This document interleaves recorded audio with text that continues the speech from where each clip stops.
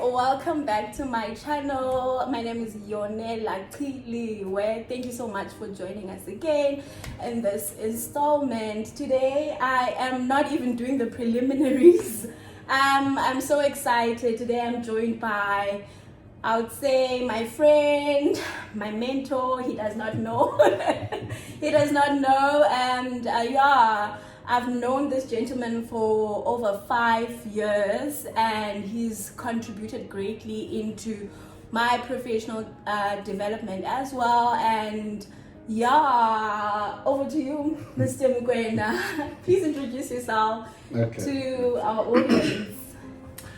Okay, my name is Mokoena. I'm an attorney by profession, and currently practicing as an attorney. Thank you so much for joining us. Yeah. I know that running a practice, it's really not easy, so we do not take this time for granted. Okay. We really appreciate that. So Bareng, in this channel we basically promote success, we promote careers, but we're also very big on personal development. We encourage people to do exactly what they say they would want to do, what they've always wanted to do. We encourage people not to rely on their unlimiting beliefs. So if maybe there's something that you've been thinking about doing for the longest time, but you always think about the repercussions, we take risks here so long as it's something that you believe in. So we really thought that your story was inspiring to share. I mean, we know that you moved from corporate to practice, and I think that is really something that we really need to hear in this channel, because maybe there's someone out there who would really like to explore that as well. But before we get into that, I just want you to let us know who is Bareng, where you're from, your background, your upbringing. So tell us about your background. No, thank you, Yonela, for inviting us to to appear on such platforms. And we'll try to relay our story in a sense that to those that are in similar situation, it can just say to them it's possible. And to those that are in worse situations, it will just say to them, you just need to put in extra effort. To those that are in better situations than us, it would just simply say to them, you capitalize on your situation and do better. If somebody from a worse situation than I has done it, that means it's much more possible for myself, who's in a better position, to do it. Oh, I love that. So yes. Look, Bareng Mokoena is, I always get excited when I have to say where I come from. I'm from Bushbuckridge. I know there's this one lady I know from Bushbuckridge. It's very inspiring, but I think that people from Bushbuckridge are very level-headed. So yes, that's where I come from. I come from Bushbuckridge. There's a place where I grew up in. Well, I did my primary school and high school in Bushbuckridge. Yeah. There's a place called Mariti. To be specific, there's a village which is called Tsakani. That's where I come from. That place is between Hazyview and Bushbuckridge. So if you are driving from here heading towards that side, when you get to Hazyview, there's the main road. It's called R40. Before you reach Bushbuckridge, there's some villages. One of the villages is Mariti. When you go deeper into Mariti, there's Tsakani. That's where I hail from. That's where I hail from.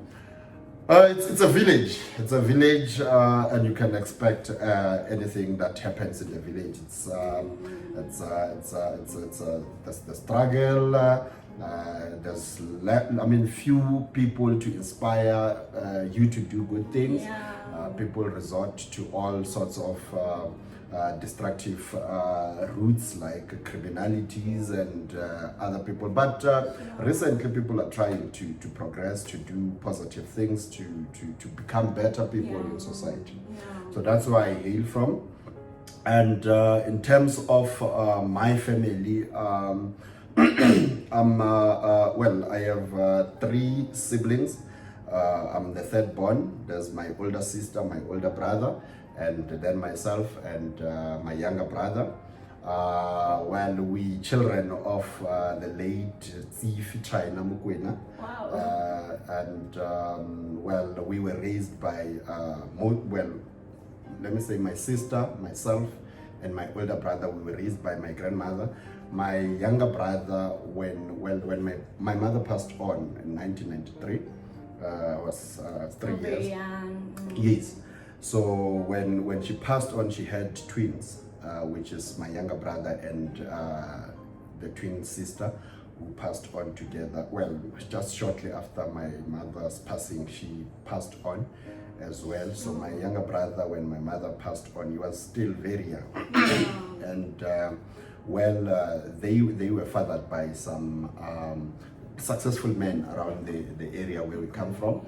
So I think at that time they agreed with my grandmother that the men will take the child because they were still young and raise them because he had the means. My grandmother was don't really want to say poor, but she was struggling, and she died. In fact, even when she died, she still was not receiving pension because there was mess up with identity document at the Home Affairs. So that's yeah. When my mother passed on, my younger brother was taken by his father, who raised him.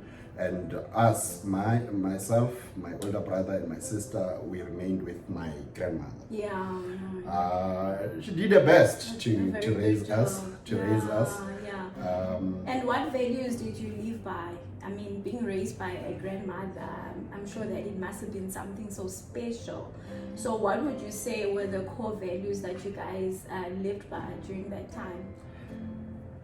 Look, I would say the only value I remember from my grandmother, it's hard work and forcing matters. My grandmother was, I call her a cyborg.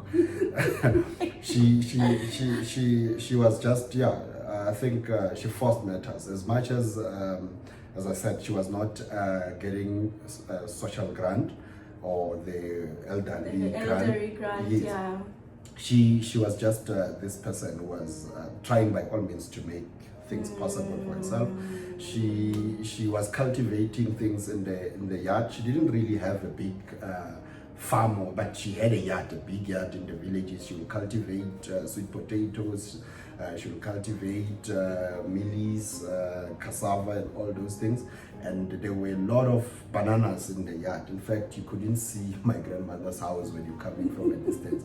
There were a lot of banana trees in the yard. So those were other things that she was using to raise us. But also she stayed with this old man who was receiving grant. So his grant was sort of partly used to raise us.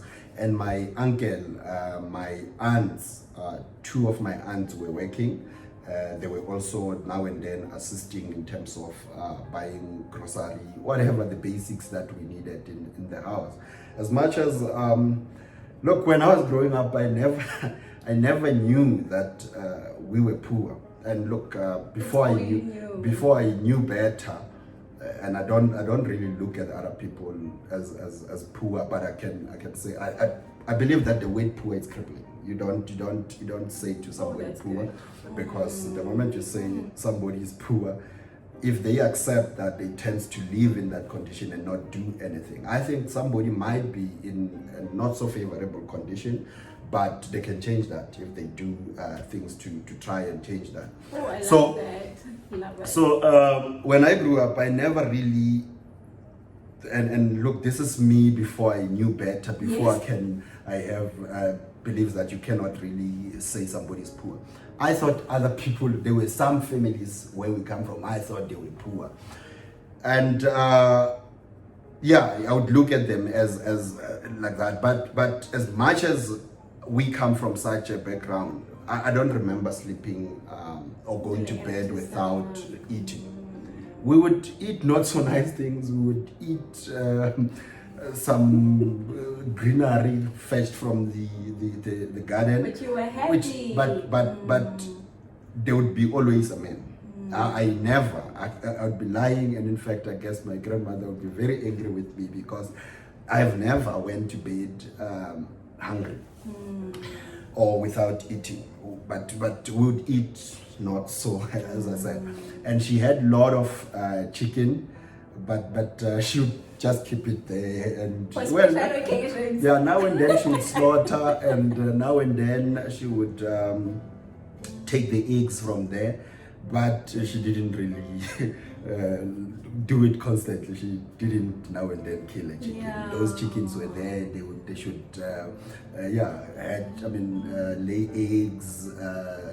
They should, more chicks must come. That's what she wanted. And at some point I was heading the chicken. So as much as I come from the rurals, I didn't have the privilege of heading cows, and all I was responsible for it was chickens. I would open the place where they stay, and in the evening make sure that they go there back and I in close. again. So that's the thing. Sometimes she would, when she comes from when they were receiving the pension with the old man, she would come with feeds for the chicken. So sometimes she would, That's the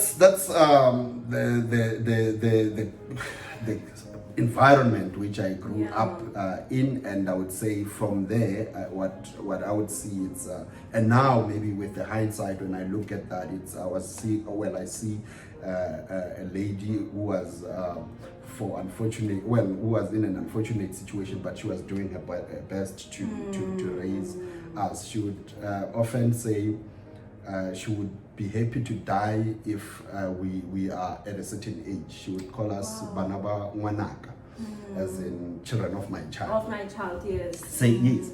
So that's the environment I grew up in, and unfortunately, around 1999, my grandmother, I was 10 around then, my grandmother passed on.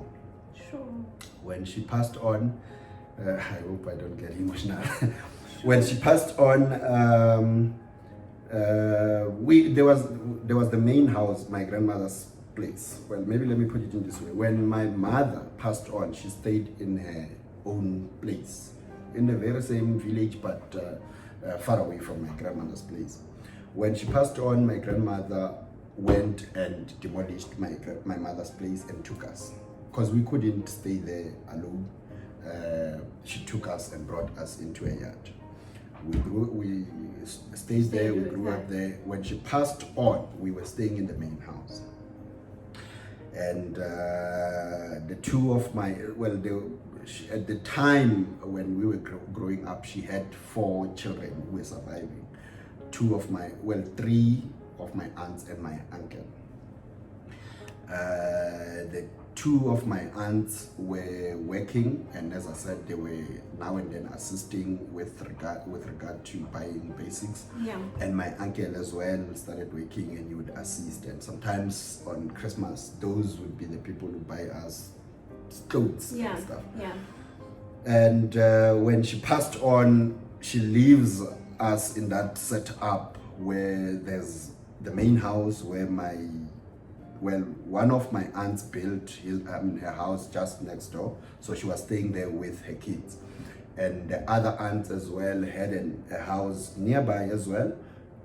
She had 1 child, and her child was staying in that house. But she was still staying in the main house, my grandmother's main house. And then with my uncle there, and with this beliefs that the last born is the person who must inherit everything. My uncle had such beliefs, and when my grandmother passed on, subsequent thereafter, one of my aunts was staying she was married, so she stayed at the place, what can I call it, the bridal home, or where you can say it. Okay. So she was staying there with the husband and the children. So in the main house, it was us, as in myself and my siblings, my uncle and his child, and my aunt, the one who was staying next door when we had a house as well, but in her house it was her son who was staying there. She was still in my grandmother.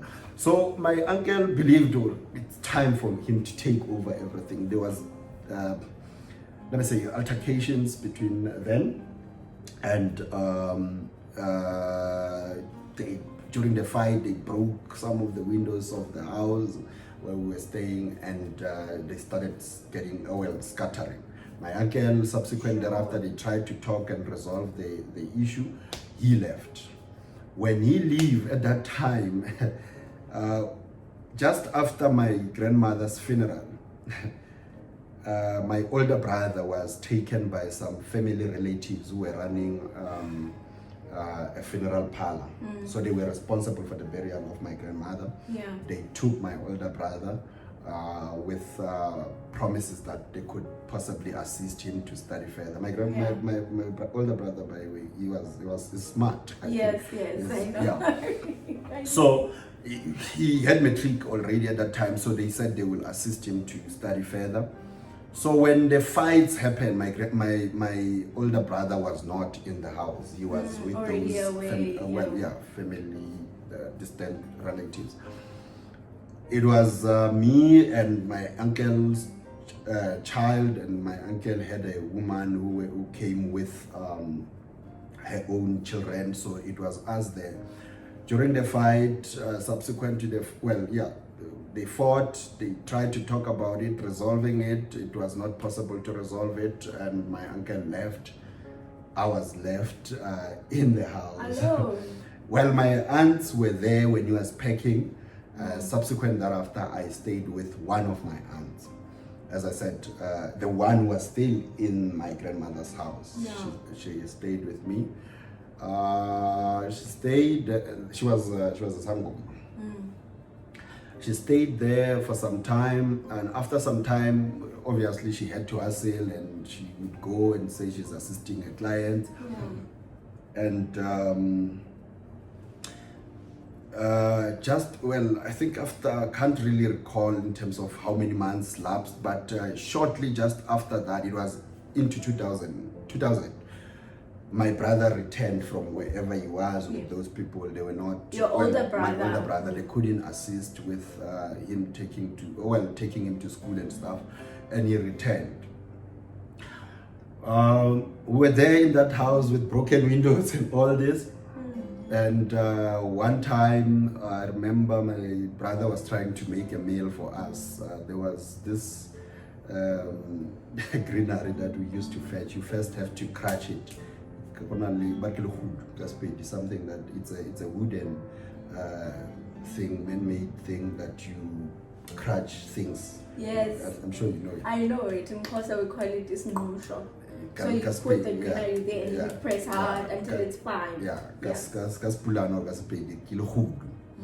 So that's what my older brother was doing, and in that house with broken windows, and my aunt's son, who was staying just next door, came into the house and found us busy trying to prepare a meal, and he said to my older brother, "You guys can't remain here in this house, like in this condition. It's better." At that time, during the 2000 rains, I'm sure you remember Mozambique floods and all these things. Part of my grandmother's house fell due to the rains and stuff. So my brother and my cousin, the one who was just staying next door, they agreed that no, we can't be staying in that house. They took part of the corrugated irons, the zinc from their house that just fell due to the rain, and they made a shack next door, next door, in my other aunt, the Sangoma one, Siad, where my cousin was staying. Yeah.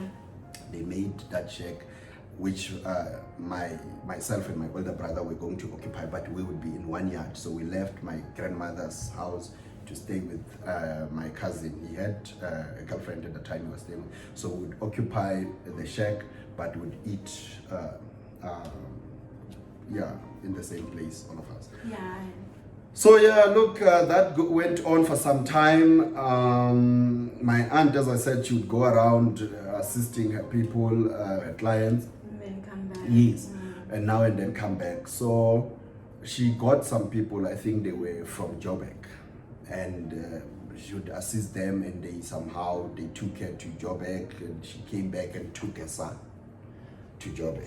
She took her son to Joburg so that he can look for a job. He came this side. It was me, my older brother who were left behind, yes, and my my cousin's girlfriend in that yard.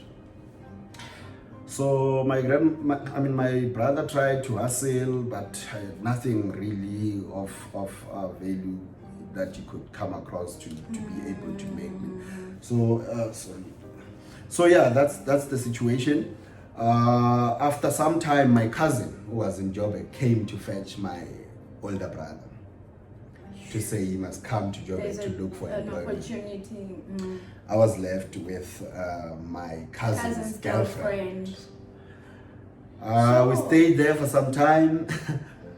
My cousin came to fetch his girlfriend. I was left alone in that house, but with a message that you can either go to your nearby aunt, there's the other aunt nearby, or there's another one, the one who was staying Ramokgadi. Yes. And and that aunt was selling stuff, snacks and chips at the primary school that I was going to. So when I was on that day when I went to school, the morning they left, when I went to school, I told my aunt that I'm left alone.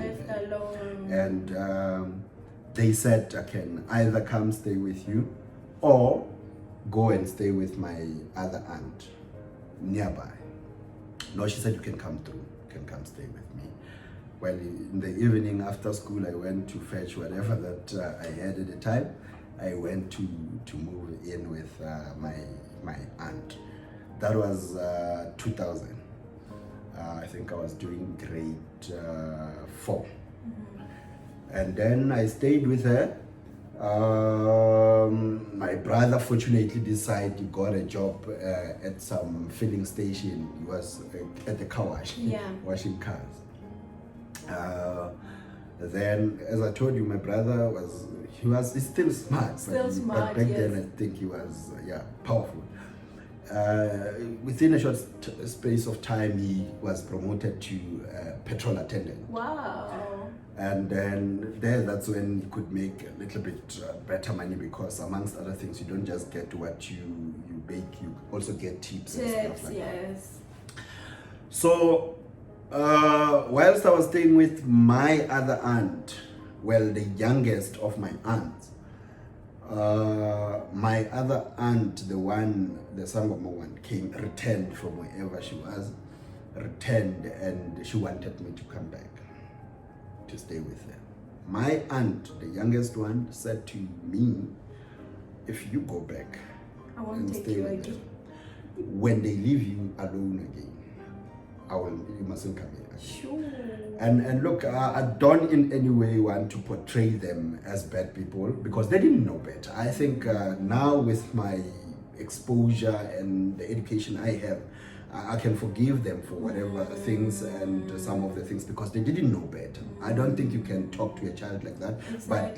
But they didn't know better. They were just village people who were not exposed to extensive education, and so you can imagine. And how to take care of a child. How do you talk to a child, particularly a child who's orphaned, and So that happened. There was a to and fro between my aunts wanting me. And the reason now, when I look back, amongst other things, there was a to and fro is because my brother was working. So whoever that stayed with me possibly would get money for groceries, of course.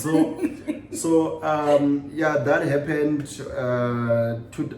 Until into 2001, went to grade 5, and. My aunt and the son, they started putting pressure on my brother to say, he must go and take this boy. And I think eventually he considered. And I must say that now that I'm looking at the whole thing, it was not proper of me to stay with my aunt in that house, because it's not like it was her husband. I mean, her and her husband's house. The husband. So there's still the other family members You do of not the belong yes. there. But also when you get married, you can't bring people from your family your home. into yeah. So my brother came to me and said, "No, man, you must go back to that side because amongst other things, it's not proper for our aunts to have you staying here." We agreed. I made a condition to my brother that I will only go back if you take me to the mountain. There back then it was a fashionable thing where I come from to go to the mountain. In 2001, he agreed. He said, "No, I'll take you there." I remember he was crying. He was like literally crying, tears. But he agreed. He said, "I will take you there." 2001, I returned. Yeah. You also go for a period of at least Well, 3-4 I think weeks, just like in our area, it's almost 3 months, because if I remember very well, I went there in May, I came out in August. wow. So it's a very long time. So we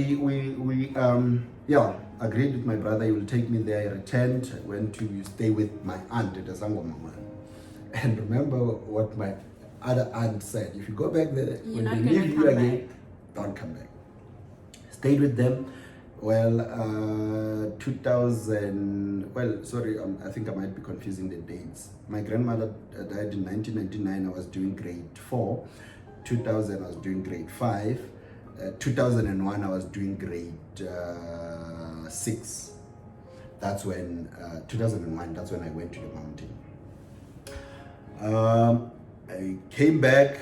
When I came back, look, when you come back from that, it's almost, I mean, where I come from, it's a celebration. There would be dancing, there would be tea, and it would be, but with me, it was not like that, because my uncle, I mean, my guardians were fighting. My aunts were not getting along. My uncle was wherever he was, he moved, he left with the woman, he was staying somewhere in Zambia.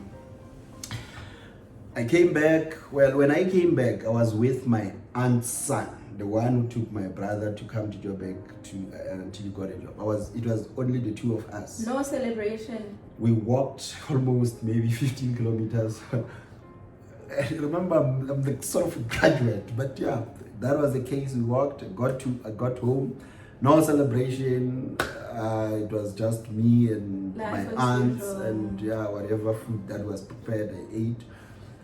And then we stayed again. That was 2001. Into 2002, I was doing grade 7.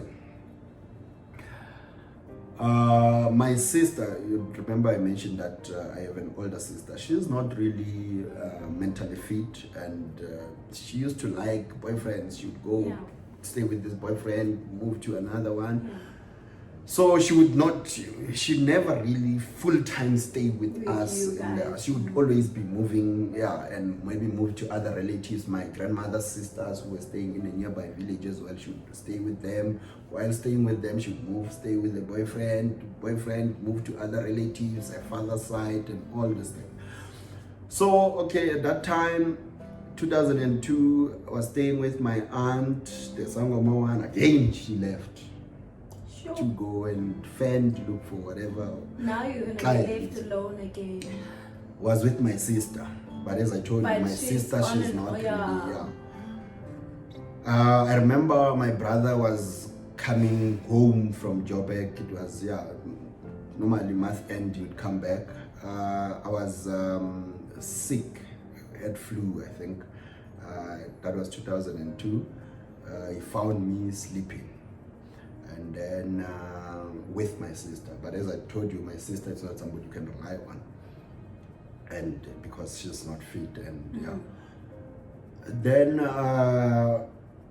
my brother said to me, "I'm living with you to Joburg because I can't leave you in these conditions." He took me.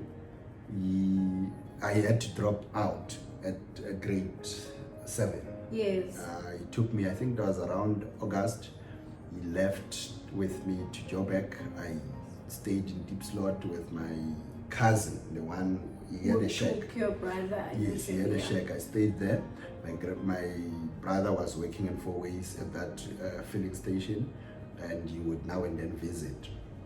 And he was making preparations for me to be enrolled at, there's a primary school by Four Ways along William Nicole towards Indaba Hotel. It's called Vetcop, and I remember very well because I was supposed to have attended that school. So my brother was preparing that 2003 I will enroll in that school so that I can do my grade 7, and then but that being the case, when all this thing happened, I'm a person who doesn't have a birth certificate. I don't have any identification. When he goes there and he wants to register me, they say, we want a transfer from the school where he comes from. We want a birth certificate. Sure. My older brother went back to the school where he was attending. He spoke to the teachers to assist him to first get me a birth certificate, and secondly, get me a transfer to move so that I can enroll him. One teacher, I think I should mention his name, he played a role in my life. Yeah. He was Kimenyer Malupe. Shout out, Mr. Malupe. Yeah, amongst other teachers, he said to my brother, bring back that child. He must finish grade 7 and you will go that side and enroll start grade 8. And my brother, although I had no one to stay with, he brought me back on the instruction of that teacher. I finished my grade 7, and then I stayed with, as I told you, I had 3 aunts. I didn't go to the one I was staying with who was selling stuff at the primary school. I didn't go to the one who, the Sangoma one, but there was another one also who stayed just adjacent to my grandmother's house. At that time she was late. They were her children. I stayed with them temporarily. Shortly just after that, my aunt, the Sangoma one, returned. She was a bully. Yeah, so she would bulldoze everyone. At that time she was the eldest. She came and took me. I stayed with her again. Sure. I finished my grade 7. Remember, I dropped out around August. Maybe towards October around there, when my brother was trying to organize for me to get an identity and transfer, they said bring back the child. The teacher said bring back the child. I came back, finished, continued with grade 7. And whilst I was doing grade 7, my brother, there was a change of plan. He built a 1-room just next door to my aunt, the one who was he built 1 room there. I must just tell you something about me.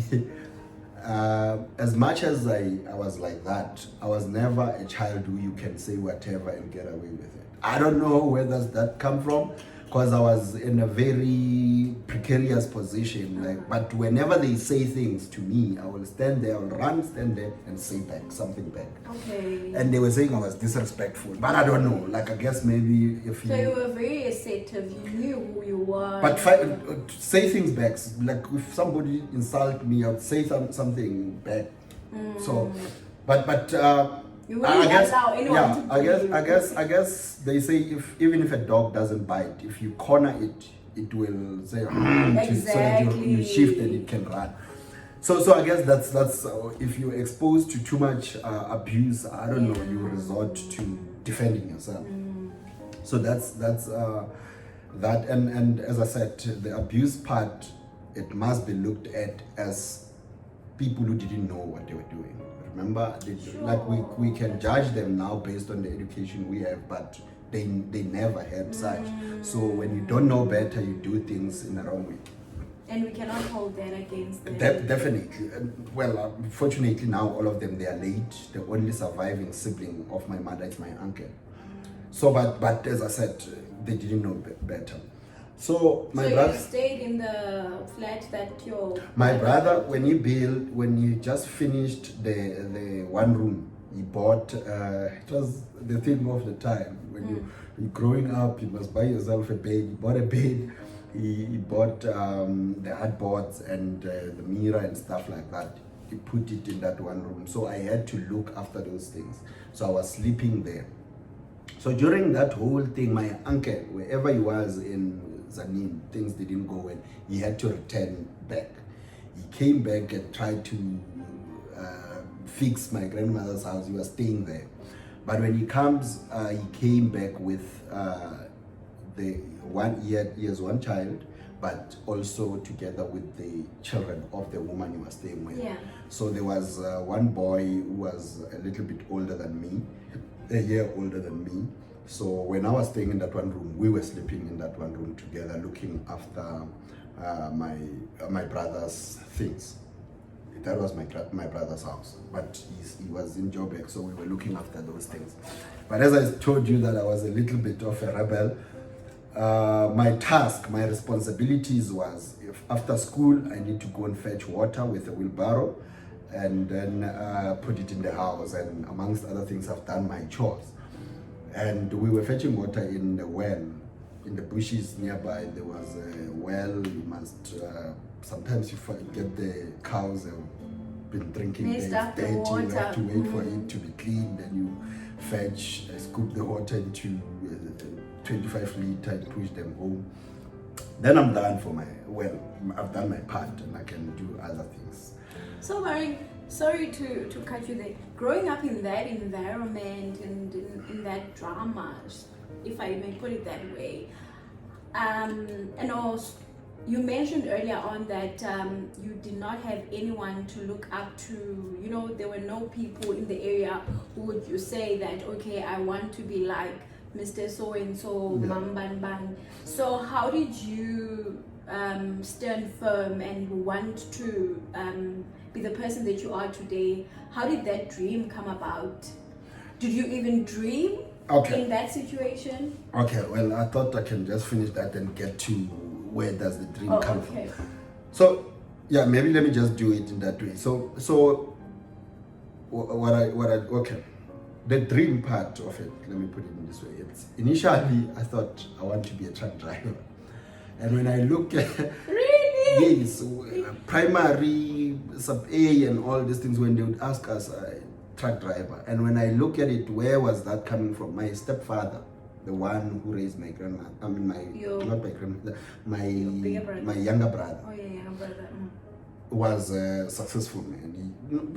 Successful man. He had shops, he had some farms going on, he had some timber, logs, timber and logs business going on. And that's what my younger brother is currently doing. He took over from that man. So I think now and then he would pass by our school with his truck. Another time I believed he was my father. And now and then when I see his cars, I would run to him. And he had buggies, he had trucks. So I think that's to a certain extent he influenced me, because initially I thought he was my father. So whenever I see his buggy or truck passing by, I would run to him. Maybe let's say he would pass around break in the primary school where I was attending. I would run to him and he'd give me some sense. But as I grew up, I knew that he's not my father, and I started not really bothering him that much. So that's where initially it was a truck driver. And primary school, high school, still truck driver. Then when I was now approaching grade 10, grade 11, 12, I was now thinking of something better. And then I thought, but all I wanted was to sort of management, and I was and leadership positions. I was considering environmental management and public administration. I guess that was in government, helping and people and stuff. So it was just things that a person would thumbs up. It's not like I've seen truck driver, as I said, it's my stepfather. But when I was in high school, I would thumbsuck things. And the lawyer thing, it's I was in the general stream, didn't science and mathematics were my enemies. And look, even reading, I don't remember somebody sitting down with me teaching me how to read. It was just something that I picked up as a result of going to school. And look, the schools where we come from, I don't think they really, and again, I don't blame the teachers. They do their best, but I don't think they prepare us for what we are doing now. Exactly. And institutions of higher learning like VETS and UJ, UCT, I don't think they thoroughly prepare us for such. But yeah, look, again, it's lack of resources. The teachers, they are doing their best and stuff like that. So you pass your matric, and how do you even think of doing law? LLB. So when I was doing grade 11 and 12, I had this body bag. It's a plastic, hard plastic bag that it flips open. You put your books and you clip it. It's called a body bag. You know, I'm sure you know that. Okay. So when I walk around carrying that, I used to say I'm carrying court cases. So, but it was something that just comes maybe from TV, from hearing about people. I've never seen a lawyer. Ever. There's no, the court, the nearby court, it's in Mkuhlu, it's in Bushbuckridge. That's almost plus minus 40 something, 50 and you've never kilometers been away there. from. I've never went, prior to matric, I've never went closer to a court.